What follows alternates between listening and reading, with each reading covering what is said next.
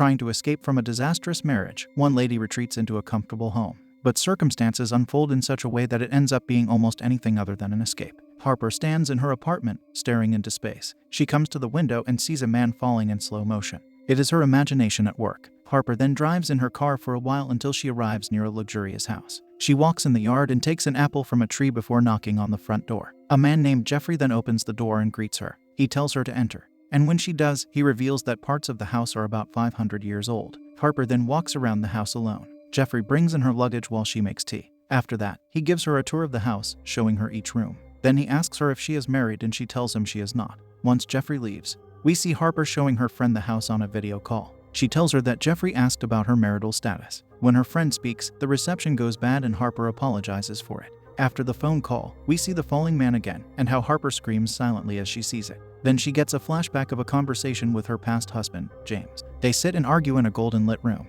James tells her that she's not divorcing him, but rather how he has been in the last year. He adds that he will end himself if she does it. And Harper says he can't say something like that. When she pleads to him, he yells at her to stop pleading. He states that he's the one who is pleading. Harper then says the last thing she wants is for him to end himself. But he responds that it's not because she wants a divorce. Then she is the one that yells at him. After the flashback, Harper cries. She soon after walks outside. As she walks, she gets to an area where she has to climb down. Afterward, it starts to drizzle and Harper hurries under a tree. She then continues to walk and wander and reaches a huge tunnel. She screams to hear the echo and then starts walking inside it. While further in, she keeps making more echoes. But then Harper observes a person at the other end of the tunnel. When the person starts running her way, she starts running back. As she runs, she finds a blocked off section that was not there before. This confuses and scares her. A sound then comes from behind and she turns around. Harper sees that no one is there and starts climbing uphill. When up, she enters an area with a few houses. Then she moves past them into a field. When she turns around and takes a picture of the house, Harper notices a naked man standing there and watching her. This scares her and she starts moving away quickly. We then see a dock in a city. James lies lifeless near a building there and Harper walks up to look at him. She then lies in the bathtub at her rented house. She takes her phone and looks at the picture she took earlier, zooming in on the man that stood there.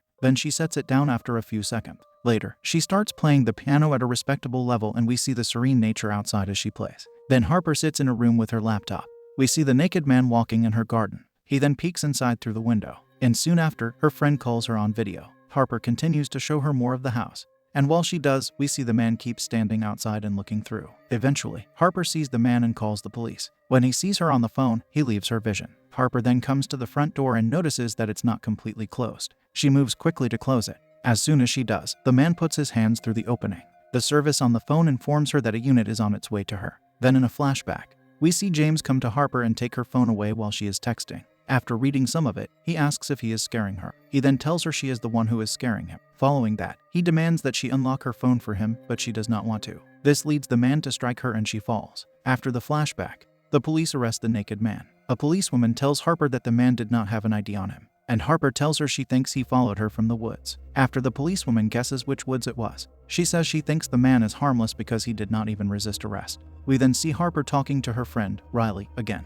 And after that, she enters an empty church. She sits there and remembers how James struck her. She asks him if that was his plan to win her back. He starts telling her that he's sorry, but Harper blows up on him. She tells him to leave and follows that by saying he will never see her again. After she throws him behind her door, Harper yells in agony in the church. While her head is lowered, we see a man observing her. He stands for some seconds and then leaves. When Harper leaves the church, she sees someone sitting nearby with a mask on. He then takes it off and asks Harper if she wants to play hide and seek. He wants her to hide and for him to seek, but she doesn't want to play. The man that was looking at her then comes out and tells the boy, who he calls Samuel, to go home. We see that he is wearing the outfit of a priest. Then Samuel rudely tells the priest to leave, but he tells Samuel that he has to leave first. This causes the boy to put on his mask and insult Harper before he goes. Once there are just two of them, the man tells Harper he noticed that she is tormented. He then asks if she thinks he could help. Before she lets him, Harper adjusts the word tormented to haunted. She then starts telling him the story about James. She states how he struck her and never did it before. After that, she says that James then went to the flat upstairs and either slipped from the balcony or purposefully threw himself off.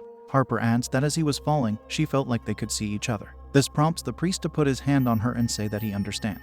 He tells her that she feels guilt and that must haunt her too. Then he mentions the screaming. When Harper tells him that James wasn't screaming, the priest says not his, but hers. Then he asks if after he struck her, she had given him a chance to apologize. He further says that males sometimes strike females. It is not a capital offense. She seems confused by his words, but then he asks her if she prefers things to be comfortable or true. He then asks if it could be that had she given him a chance to say he is sorry, he could still be alive. This causes Harper to get angry and she makes a rude statement to the priest before getting up and walking away.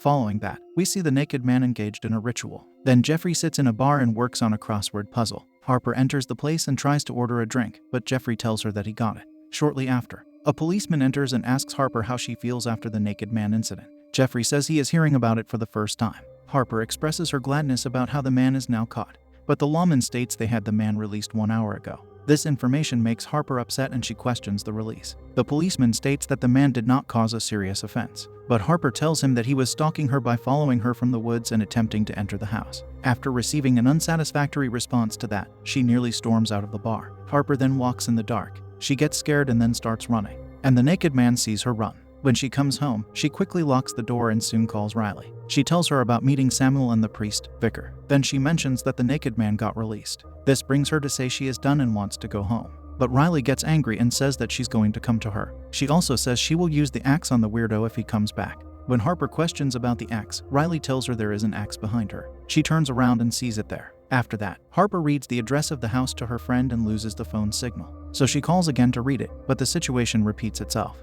Then the lights in the house flicker and Riley messages her to tell Harper that she just messaged her the address. When she sends the location as a message, she gets a message back stating that someone already knows where she is. Then the insult of Samuel gets used. The lights flicker again after that and Harper becomes scared. She looks outside her window and sees the policeman from the bar standing there. She then opens the door and comes out to start talking to him. When he doesn't talk back, Harper questions him about it and then the lights go out. Afterward, they turn back on and he is no longer there. All the apples start falling from the tree and a man starts running after her. This prompts the lady to run back into the house and close the door. She hides in the kitchen and takes a knife. Then the lights turn off and she hears a few thuds. That is followed by a window breaking and a chair sliding for her to see. Harper screams and starts moving away. Someone then bangs on the door and she yells that she has a weapon. But when the door opens, it is Jeffrey who comes in.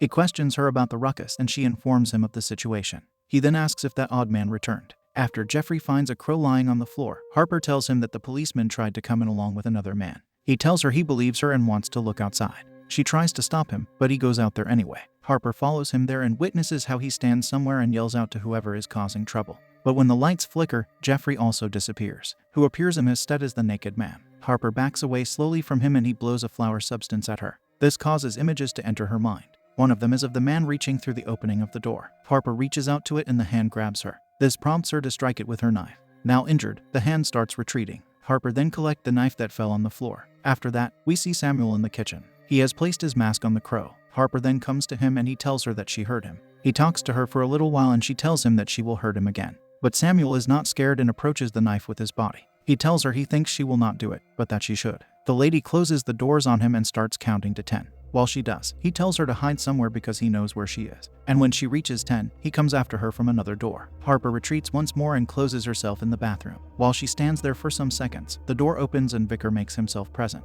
He recites a passage to her and then washes his wound. At this point, we realize that all of them are one person. Harper asks what he is and he answers he is a swan. He follows that by asking her when she first experienced intimacy. Then he tells her she's an expert in carnality. That is her power. Vicar then recites another passage and tells her she is singing to him. After that, he gets on his knees and grabs her dress, but she responds by placing her knife near him. Then he puts his wounded hand on her and moves her onto the sink. As he attempts to engage in romance with her, Harper hides her knife inside him and then kicks him off. Following that, she runs away and gets in her car, driving away from the house.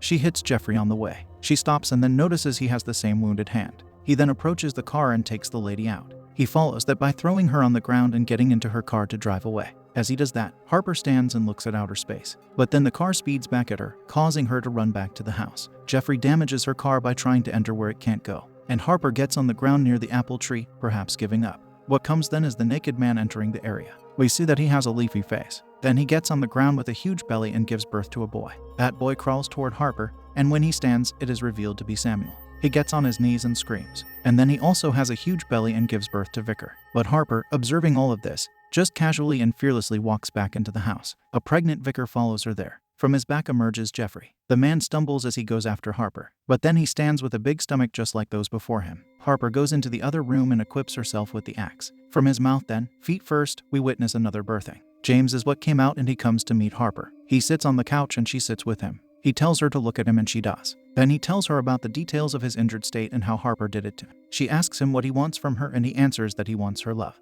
Harper then sits and ponders his words. In the final scene, Riley arrives at the house and finds Harper sitting outside, with a smile on her face.